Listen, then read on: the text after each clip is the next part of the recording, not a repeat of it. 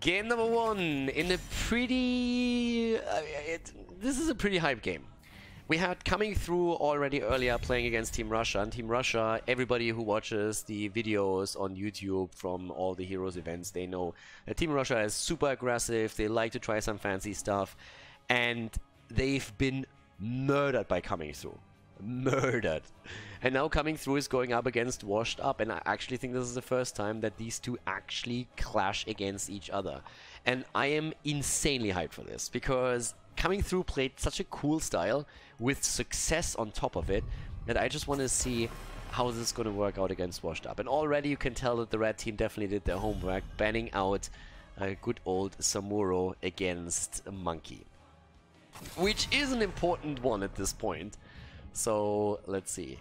Anubra gets banned, fair enough. Dragonshire. This is also the map where they picked, actually they picked on both maps Rexa, so that's something that we can actually check out here. I am just at this point really curious to see if they would Rexa ban him, and if not, if coming through still picks him. That's the question. Imperius gets banned out, okay. And let's see, on the other side we're having a ban against... What do you ban actually against Washed Up? What are heroes that they usually rely upon heavily? The Anubarok ban I get because Sportbilly has been playing it a lot. Again, you could probably target Mene if you really wanted to. That might be an option. Abathar, not really a bad choice either. Abathar against them. Okay. And the Hanzo first pick. Mene already played that hero a couple of times. That's gonna be sweet. And now, of course, the question, do we have the craziness again? Are we gonna see for Dragonshire once more Rexa? Ooh, Maiev is... Yes, Rexa! We get Rexa and we have Maiev with it too. So Maiev actually not banned brings her into the draft. Guru with an immediate snap pick here, and I like that. So since they play so many crazy heroes, all of a sudden Washed Up is running out of bans here. I'm not quite sure why exactly they banned Imperius though. While Imperius is pretty good, I really haven't seen too many games of coming through with Imperius yet. But then again, we haven't seen them in the first and the second cup for Division S, the qualification tournaments. So there's a good chance that they focused on Imperius plays there, and that Washed Up was just starting up on exactly that opponent. But now they have Diablo and Tyrande, and that isn't too bad either. Now we have an Apoc play with Hanzo as the setup through an arrow, and we have Tyrande also. And of course now with Maiev, with Rexa, if you tether them in and then get the stun through, it's not too bad. Zeratul as a ban makes also perfect sense for coming through, because once more, you have on the other side already Diablo. And if you get some setup with Zeratul dropping a Void Prison, Apocalypse getting the stun in, and then Hanzo firing a quick arrow after that and stacking that on top of it, it's just too much. A Junkrat for wave clear and displacement also banned out. But we still need a little bit of range damage here, and I want to see what Chris plays. For Roba, I mean, you could play Garrosh here. But Chris is really where I want to see what is this going to be. Like, what is he going to take here? Chris in particular. Melganis for Obadoba. And Kronos on Malfurion. Alright. Last two picks. We're still waiting for the offlane for Eternal. Could see Urel again. I mean, Eternal has already played a huge amount of Urel, and we've seen that setup earlier with Rexa going up against Urel, and we could see that here now too, because Urel still allows you to jump between lane and the shrine the entire time, which is the mobility that you really need to catch experience, but also have a chance of holding the control there. Instead, we're getting Leo and Reyna. Jimmy is in, and, well, what's the last pick for Chris? What's the damage output here? I've been thinking about Tracer a little bit, but then at the same time, not really sure if that's really the play here. I don't think so. Need something with a little bit more oomph behind it. And especially with a bit more burst damage, I'd say. Okay, Hammer, fair enough. Didn't really see that one coming, but okay, if you're providing enough coverage with Malganis and Rexa and Maiev, the coming through style is just so unique, and it's honestly a little bit insane. I want to see who takes it. Is this actually a setup where coming through can with such a draft prevail against Washed Up or not? We're gonna find out right now. Game number one, Dragonshire, with once again an interesting draft for coming through. It feels like at this point you don't even have to mention it anymore. Water is wet, the sky is blue, and coming through with a draft featuring Monkey on Rexa, Samuro, or something along those lines. I'm just waiting for the murky Gazlo picks. On the left side, Monkey on Rexa, Guru on Maiev, Guru, Robadoba on Mal'Ganis, Chris the Pro-G on Hammer, and Kronos on Malfurion. As on the right side, Washed Up is playing with Eternal on Leoric, Hazoops on Reyna, Billy on Diablo, Smexy on Tyrande, and Mene on Hanzo. And again, the quick disclaimer that Billy is playing today for the team because JPL, to my knowledge, could not make it. So every now and then you will see subs on those Division S teams, and this is a perfect example for it. And it's also a perfect example of Misha barely getting away. Close call. Very close call. Was one hit away from taking Misha down. But yeah, Guru already on the way up to the top, and with that, you have to be careful if you're Eternal. Once those tethers hit, I mean, this is offsetting the balance of that lane already, but we have the aggression, and what a setup! Nice! Billy and Smexy with a perfect setup here. Absolutely love this. Well done by them. Great coordination between Diablo and Tyrande, exactly the way that you want to see it. So yeah, job well done. We're having, in the meantime, with also talents, by the way, level 1 for Mal'Ganis, the Vampiric Aura taken right here. So a lot of the stain that they have. Monkey again with the easy prey on level 1, probably following through with that as a level 4 talent too. Yeah, and Mal'Ganis is not really the hero that I expected here, but he can be pretty cool to just slow the opponent down. And of course, if there's not a lot of direct stuns available, he has a lot of survivability.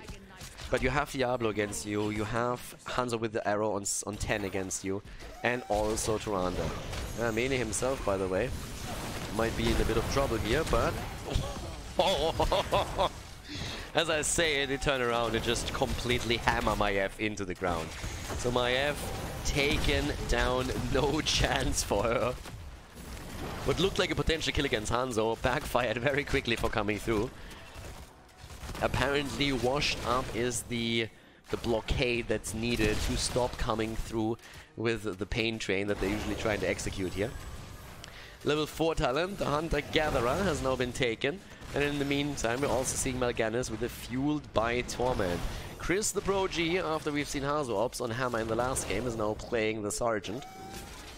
Again, a little bit of action up here to the top. Hazu. Billy, okay, gets a little bit of damage in. The fight is still continuing. Eternal is coming to join the fun, but they can't get this one. Oh, but they can get Maiev.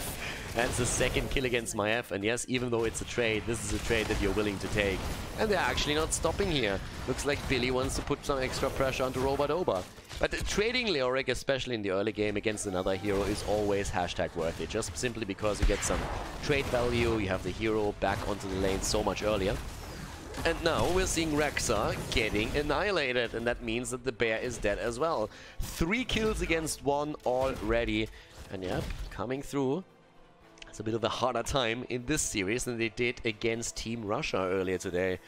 So far, things are looking good. Hazoops, on the other hand, is forced into a 1 versus 1 for a few seconds against Guru. The problem is that Maiev doesn't know that Leoric is also on the move. Yeah, they'll let her go for now. But there's the quick slow. Well, and as I say, let her go. Maybe not so much. Oh, close. Very close. Alright. So, with that said, can they actually get it? Nah, there's no way they can get the Dragonite is just a little bit too much to ask for at this point. But they have the pressure. But then again, you look at coming through and they're still in the lead in experience, so that's helping them quite a bit. Robadoba needs to be a bit careful here. But again, here's the sleep. Putting them to sleep faster than Deckard Cain could at any point in his life. Deckard is already a little bit jealous because he's like, I thought I was the resident sleeper. But yep, nope, dude, Mal'Ganis currently is taking the crown there. Billy, then again, been in a little bit deep here, and this is the end of Diablo. And it could also be the end of Hazu because, again, we're seeing the Night Rush coming through, and at least he gets the counter kill. Alright, Reyna falls, but they're also getting the kill against Malfurion at the same time. Top lane, Monkey still fighting against Eternal. But it's starting to become a little bit better for coming through. They're finding the rhythm here, and they're also taking a slight lead in experience now. So they're actually looking pretty decent at this point. There comes again Robadoba. I mean, Robadoba feels to have quite a bit of fun with the heroes that he's playing here today. So we're seeing them meme this completely. Mid lane pressure against disposable shrines under the control of coming through.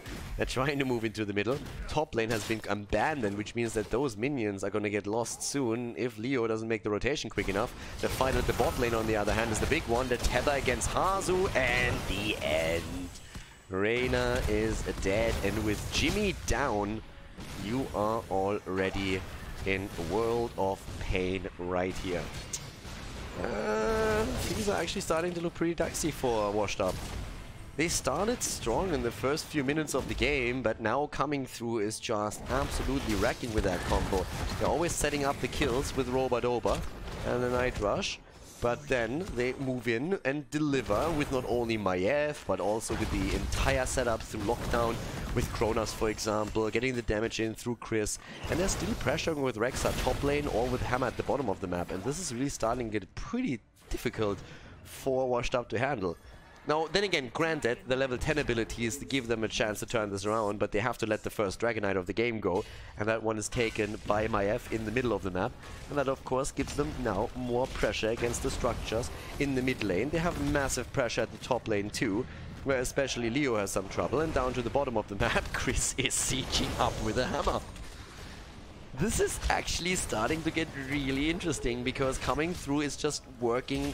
I mean, these comms just work for them. They just do. And now that we are looking at this, I mean, first of all, we have the Dark Conversion taken. There's no Carrion Swarm this time. Dark Conversion instead, and if you set that up properly, you can definitely turn the tides of the battle too. And also, of course, keep yourself alive a lot longer, so both is true, and if you use it against Diablo, that's great as well. Ooh, the arrow. Yeah, I'm not so sure about this one. That's an airball right there. So can't get the kill, but they're still trying to get at least Maiev here. Maiev is going to try and move out and gets the cage in. Oh! Yeah, you have to use that cooldown at maybe the wrong time, but Robadoba is still there for the save. Nah. Okay. Gets away. Leo is actually alive. Ah, damn. They get the camp too. Like, this is actually starting to become extremely fascinating. If you show me that comp, I'm asking you, okay, what kind of quick match did you actually play here? But these comps are working out for them. I mean, this is starting to get really sick. 4 kills against 4, but they take the camps on the map. They have the wave clear. I mean, let's look at the numbers, for example. 53,000 siege damage on Rexa and on Hammer. So both of them have a massive amounts here where they push out those lanes and have also easy attacks against minions and mercenaries, for example. When it comes to kills and deaths, Robadoba is just basically shutting down all the kill attempts simply through the Night Rush. And doing really well with that as too. If the arrow would have connected against Rexa, yes, maybe Washed Up would have been able to get the kill there. But without those setups, things are just not working out for them. I really feel they need an Apocalypse into Hanzo Arrow. Well, the other way around. Hanzo Arrow into Apocalypse. If that works out for them, that might just be enough. That's a good setup. The problem is there's nobody there. I mean, I like the attempt to go for Leoric, but he's able to ghost away from this one. He stops them, of course, for the time being, and that allows the camp to be taken. It's also not a big cooldown. I mean, it's a 40-second cooldown. It's already down to 30, so you're not really missing anything there. He just stops them in their tracks and makes sure that the camp can be taken without any problem. If there would have been a follow-up, maybe they could put some extra damage on it. It's not a big cooldown to be burned, so it's not a huge loss or anything. It's definitely one of those ults that he can throw out a few times every now and then. So with that said, we're having, again, at this point, 17 stacks on the level 4 for Rexa. Talking stacks, 11 for Smexy on Tyrande. And up at the top lane, again, the attempt to push this out as we have Eternal and Mena both dealing with those camps and trying to go through the wall. They have finally level 13 talents, but in the meantime, Chris has sieged up at the bottom of the map. So, yep, he's sieged up here and is starting to go through the wall, and he has a lot of company.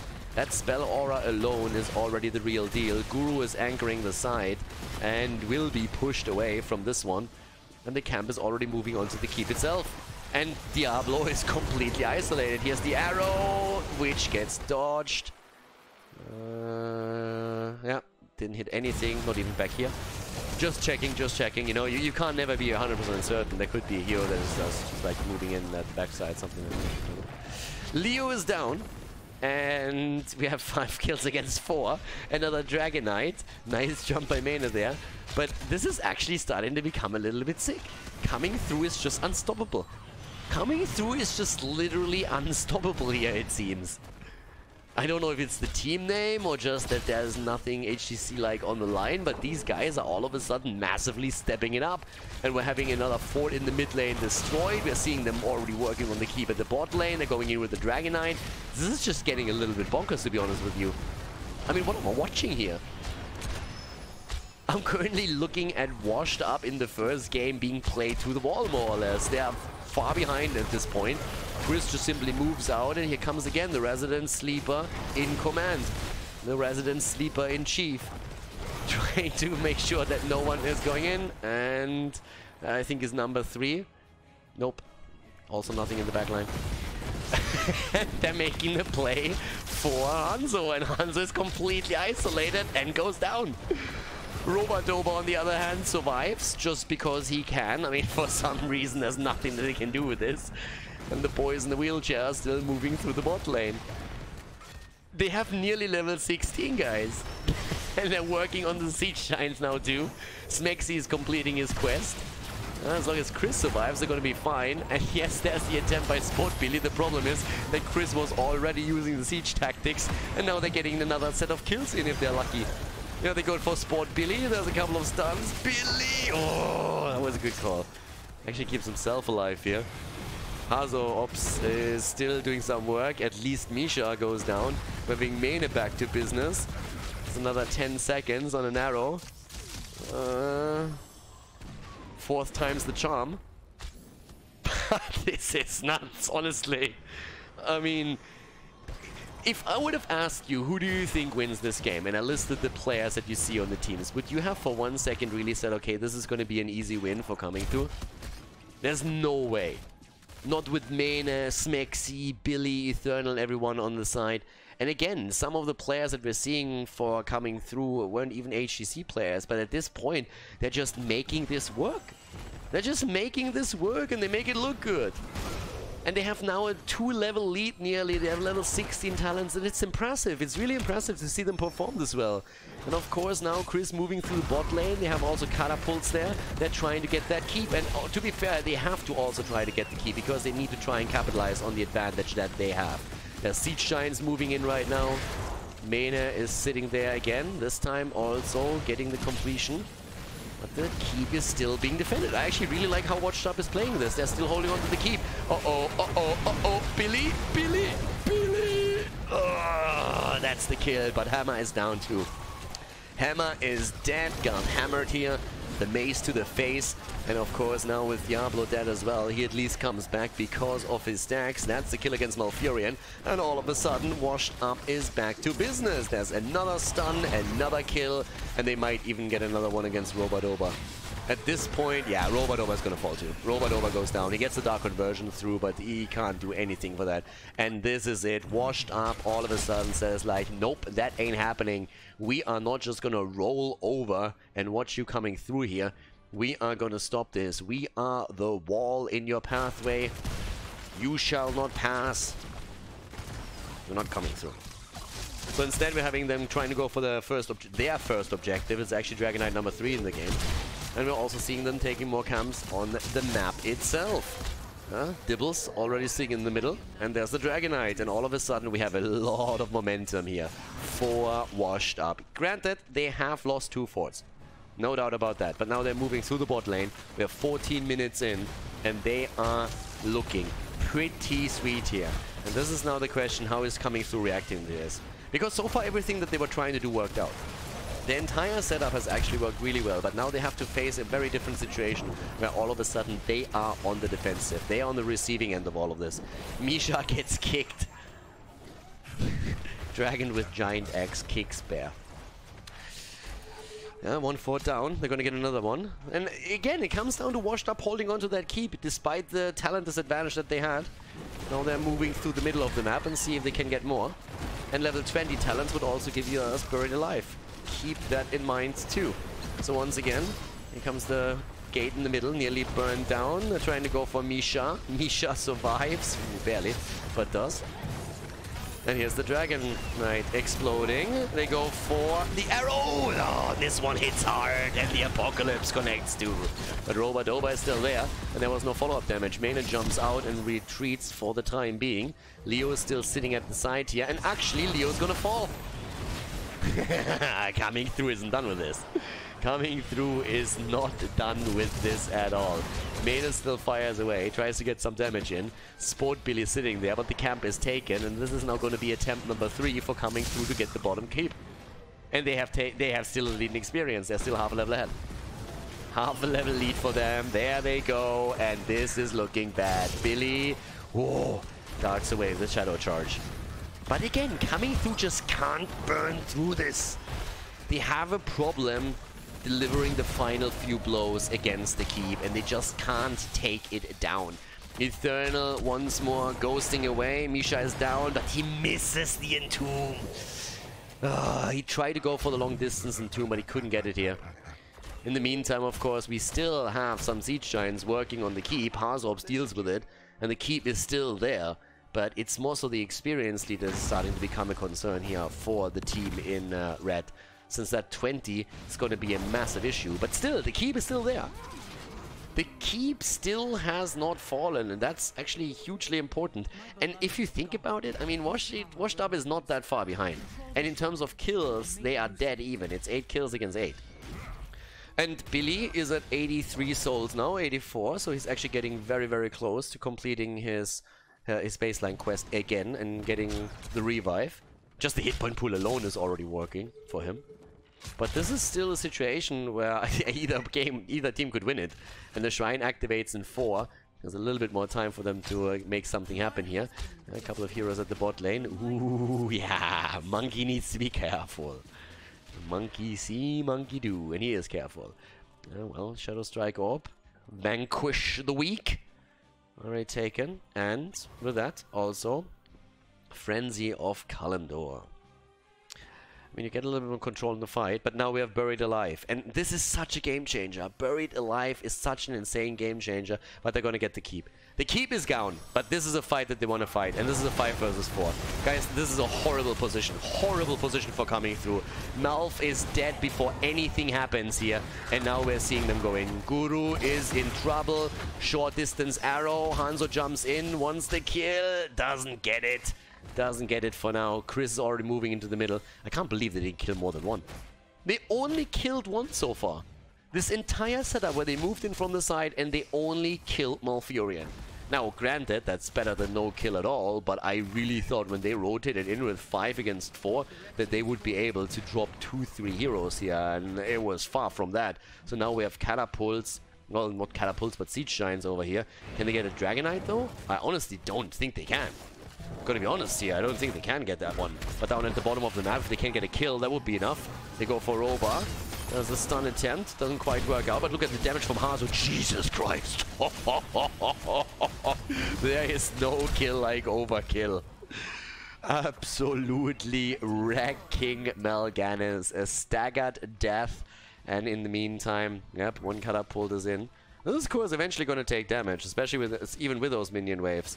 At least getting one here, so Mena is the one moving back. But this game isn't over by a long shot. Yes, you have a Dragon Knight, but this is still a scenario in which we could see a defense from coming through. But what a game, like back and forth the entire time. This is actually really, really weird at this point. Bot lane pressure, Chris is still sitting there, and Chris alone is, of course, already delivering a ton of damage. I mean, 67,000 him. Mena is with Hanzo sitting at 66k. But we have a Dragon Knight 19 minutes into the game, and there's a good chance they can do some damage with it, but can they do enough? Taking the keep should be the minimum that you accomplish with that. But pushing into Hammer, look how fast that Dragon Knight disappears. The Dragon Knight is at half HP and has basically done jack shit at this point. I mean, the DK has pretty much not done anything yet. Went through the gate, congratulations. But now they are trying to at least murder that keep. Arrow connects, they get some damage in, the Buried Alive! and the kill. Maiev is down. Can there be a counter kill? Eternal. Trade value. Trade value, right there. Misha was trying to go in again. Azov still pushes the damage in. They need to try and take that keep down, but can they? Eternal is nearly back, by the way.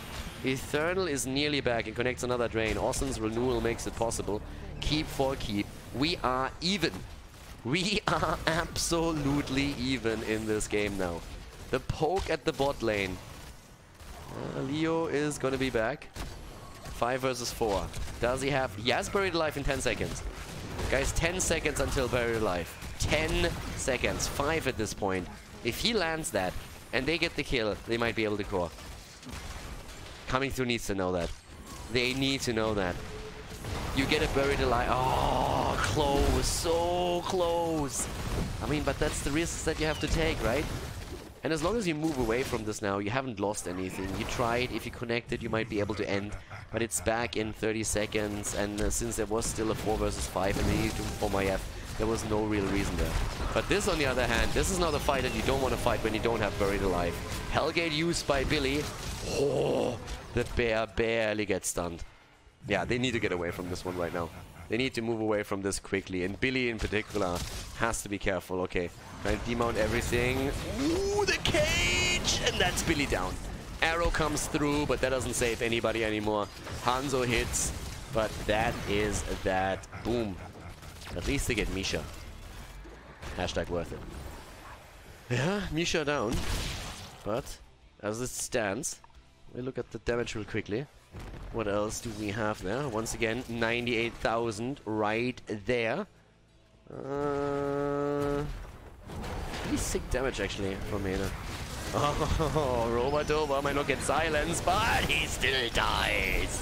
And Billy is dead too. This time for the entire duration. Maiev falls. What a slaughter! Eternal! Oh my god! 2 for 2. They get the dog. Oh, they get the bear, the dog, they get the whatever. And is that a Dragonite? Can they win this now? Even with the 3 versus 3 on the map?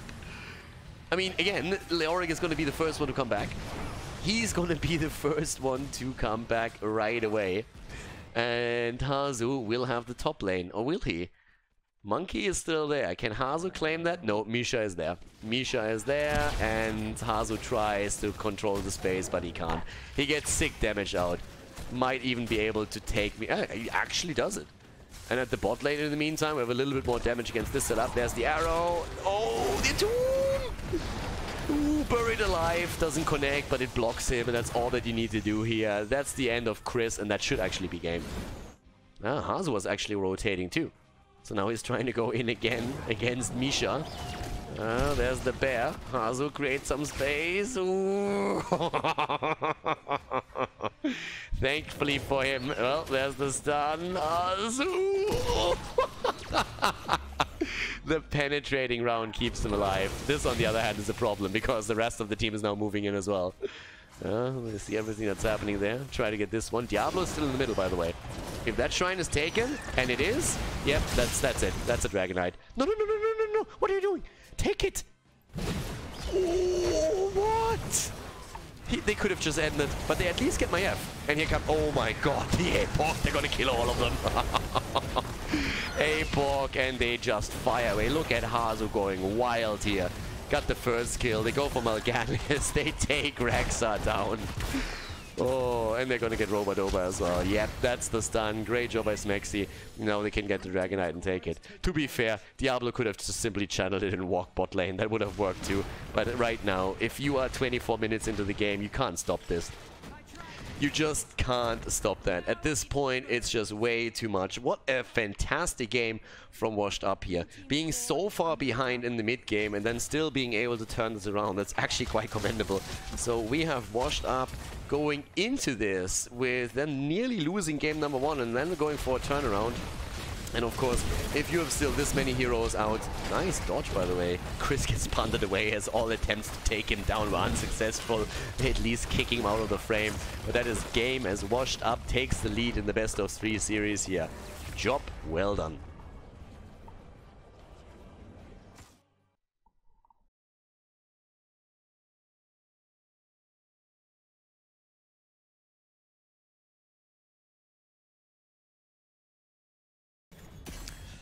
Game 2 coming through against Washed Up.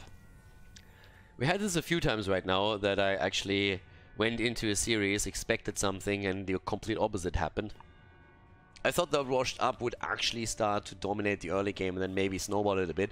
But coming through, I mean, they really seem to be the real deal. They might be playing a couple of compositions that are unorthodox and that you would normally not encounter, but boy, are these guys making it work. But to be fair, I really feel they should have won game number 1. But Washed Up had a couple of really cool engages and made it work in the end. So now we're actually seeing Washed Up with the lead in the best of 3 series.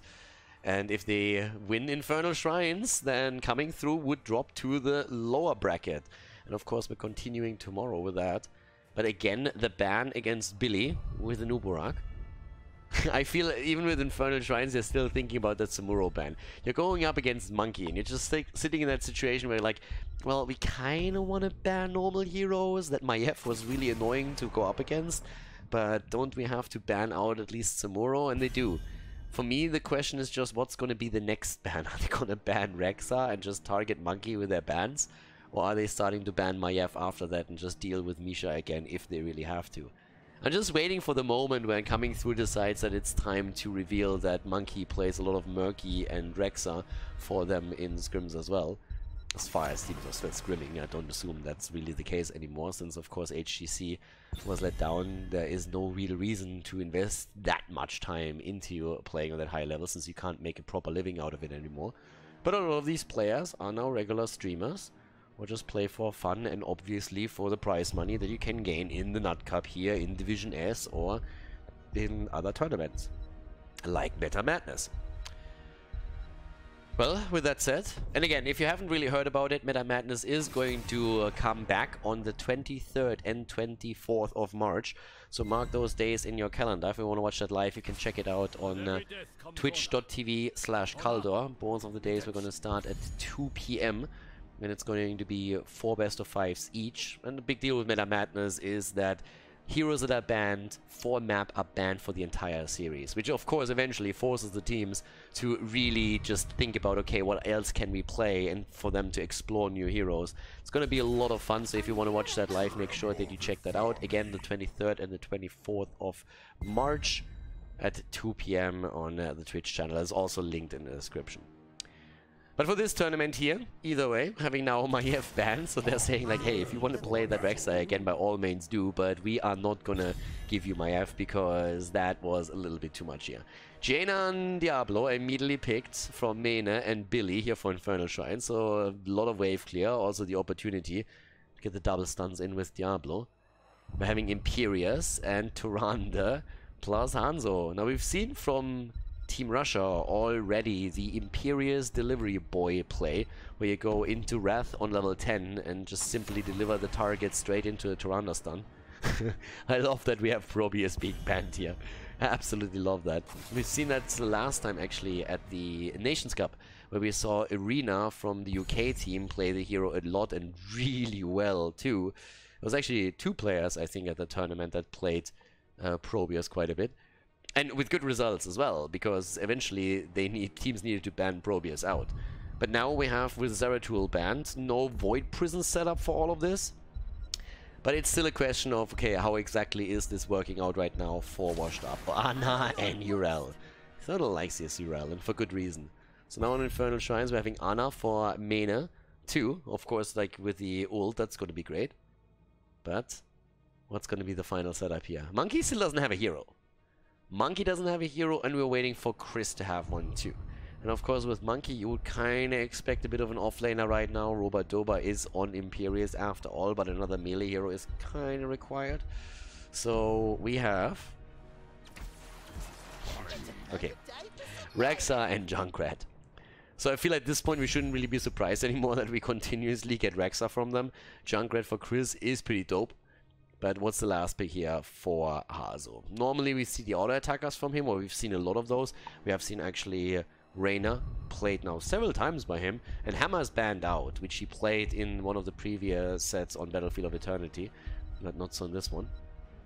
And now the big question just simply, Hazu, what's it gonna be? And we have Falstad Global, okay. Like that actually. Okay, Falstad for the Global. That could actually work really, really well. But he needs to be careful. I mean, again, Falstad's hit point pool is a bit dicey, so you have to play around that. But outside of it, having the global on the map can really help you, especially with a pretty good gust. So let's head straight into it. Game number 2, Infernal Shrines. Game number 2, and potentially the last map in the series, depending on the outcome, as we have coming through on the left with Monkey on Rexa once again. Chris on Junkrat, we have Kronos on Tyrande, Roba-Doba on Imperius, and Guru on Hanzo. And for Washed Up on the right side, we're seeing Hazu on Falstad. We're having Sport Billy on Diablo, Smexy on Ana, Eternal on Urel, and Mene on Jaina. So a little bit of nano boost action is definitely possible for this game.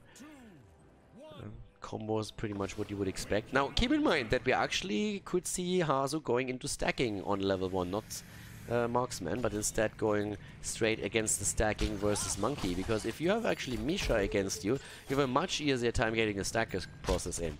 Now, traditionally these days, oftentimes Wingman and full spec into Lightning Rod has been the priority for players.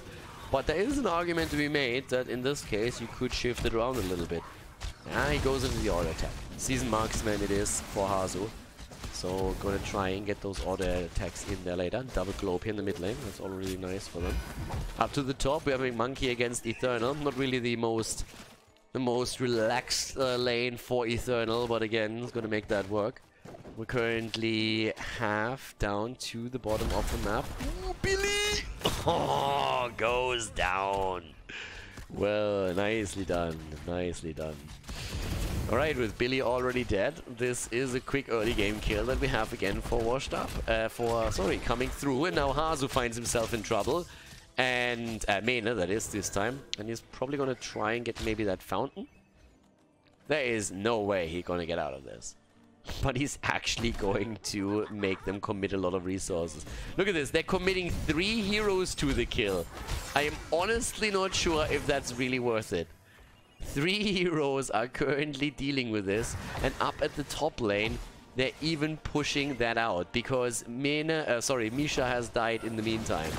I am not sure if that was really the trade that you wanted to go for.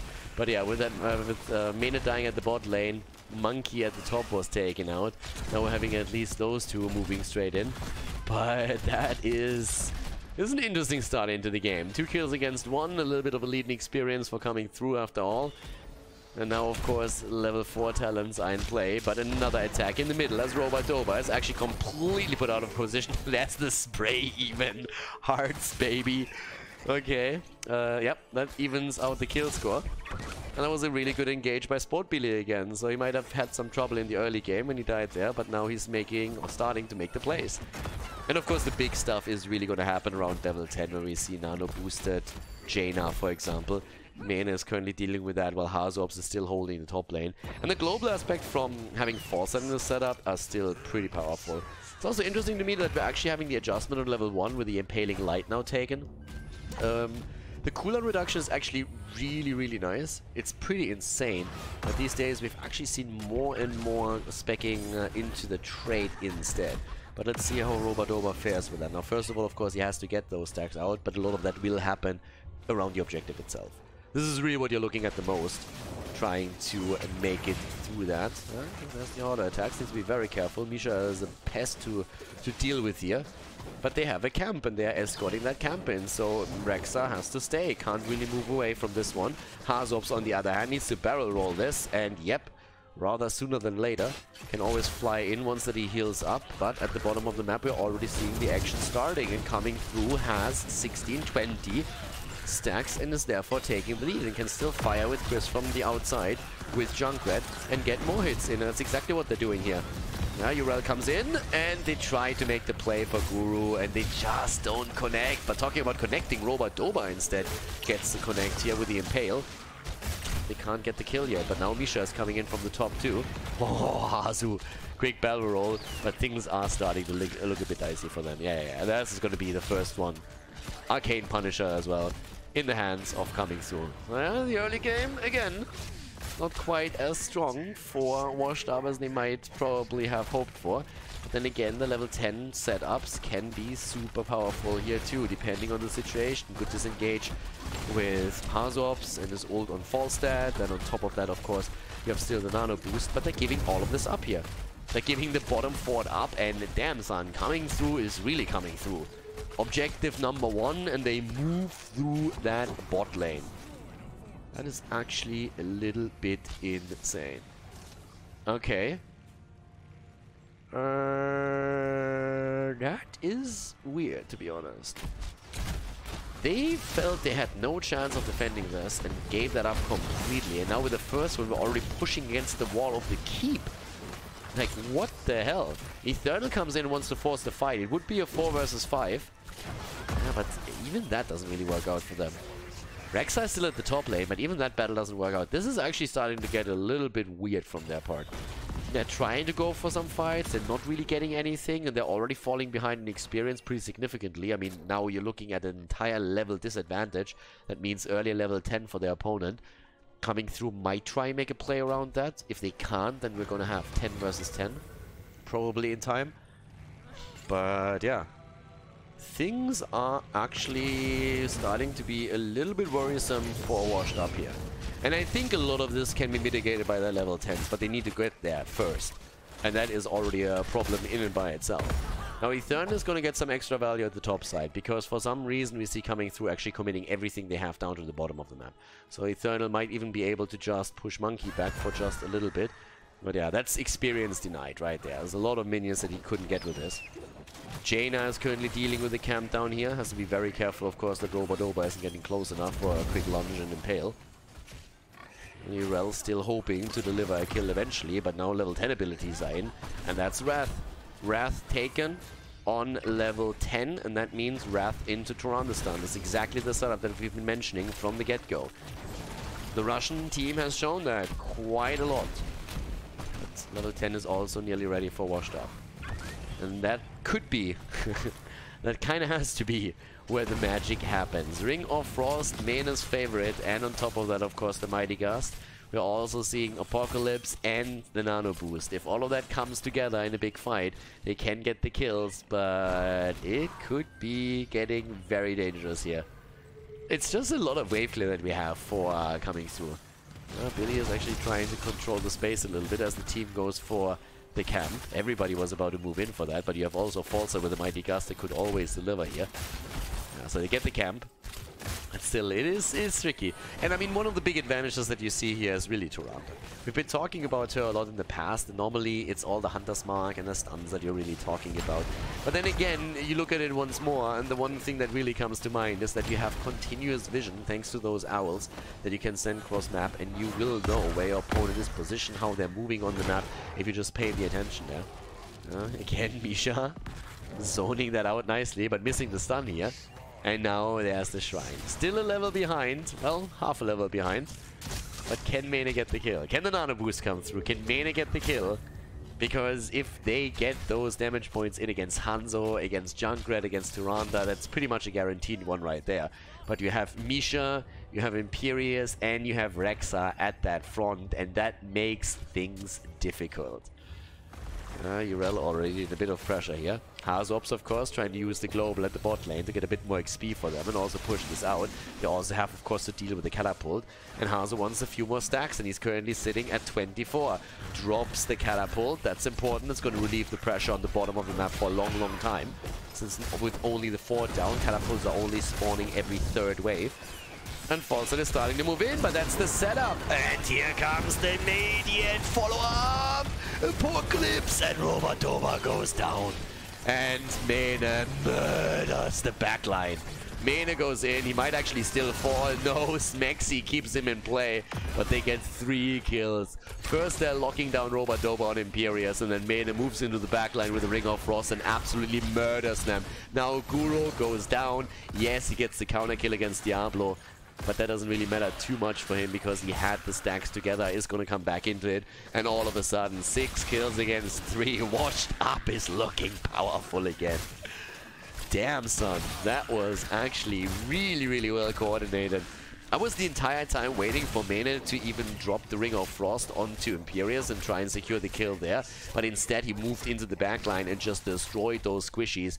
Easy peasy. Nearly died himself, but Smexy had his number and was able to get the quick heal through. Junkrat dying now, and damn, Chris getting destroyed here at the bottom as their main fight rages on in the middle as the Immortal, of course, comes through. And that momentum is starting to really quickly shift against coming through. They had a great early game and they won the first Punisher and were able to take down the fort right away. But now we have another engage into the stun, and oh my god, Jesus. Nice attempt here to get at least Urel into a bit of trouble, but that doesn't work out either. Monkey, on the other hand, comes in, and again, the Apocalypse. They go... they go for Rexa. They go for Jesus. Let them live at least a little bit longer. There's children watching. What the hell are you doing, guys? 10 kills against 3. Can't stop, won't stop. 1 kill after another. And boy, this sure smells like murder. Someone call an ambulance, because coming through is getting destroyed here. They're getting murdered. Call the care police or whoever. Damn. They just went from being half a level behind to getting half a level ahead. 1.5 levels ahead, actually. No, 1 level ahead. So they basically gained 1.5 level experience through that little move there. But that was honestly insane. That was honestly nuts. Yeah, top lane now. Nearly level 16. Hazo plays it safe because he doesn't have vision. Doesn't quite know where the opponent is right now. And he says like, if there's a gank on me, I'm not really the most hit point heavy hero. Need to be careful here. So now level 16 talents are ready. Yeah, already chasing Guru away to the bottom of the map. Hazo Ops nearly completed, also with his level 1. So yeah, keep in mind that once that he starts to complete stacking it, he gets the extra activatable, so he has the extra attack speed, and we can continue stacking that even more. The damage output is already nasty enough as it is with the solo attack damage, but still, this is a really, really crazy setup now all of a sudden. That shift in the pace of the game was crazy. Once level 10 was there, it was just full bananas here. But once again, coming through, we'll have 16. This is really something that people can't forget. Like, they will have to fight. So it didn't really go well for them, but it's not like they're out of the game yet. If you look at the minimap, for example, it's still a fort versus a fort. So it's not like they have really accomplished a whole lot outside of getting the lead in experience. But that experience lead isn't translating into a talent lead for the next shrine. And that's one of the things that you have to remember here. So, with that, still the vision there. And this is basically just the reset button. Yes, you lost a bit of the momentum that you had, and you also lost the slight advantage. But we're still in a position where one good team fight is all that's needed for coming through to take lead again. And well, it could start with a Diablo kill. And nearly did, but oh my god!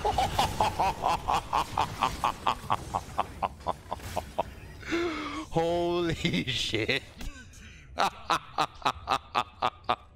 A 5-man team wipe. Oh my god, Hazo Ops, why so sexy? Did you guys see that gust? He gusts them all into the corner, and then Billy and Mane just say, it's party time, baby. And they go in and just destroy everything. Oh, you could say that was a disgusting play from Falstad. What a destruction. I have rarely seen a team destroyed this hard in a team fight. I mean, if you could seriously, from scratch, create your perfect scenario for a team wipe, this would pretty much in the top 3 at least. That was insanity. The gust was perfect. Like, that gust doesn't get any better, and then you have a full apocalypse and Jaina damage follow-up on top of it. What an unbelievable play. Oh, just as we're saying, all they're coming through needs is to win one team fight, and then their hopes were just taken away from them and crushed. And now the bot lane damage, I mean, look at this.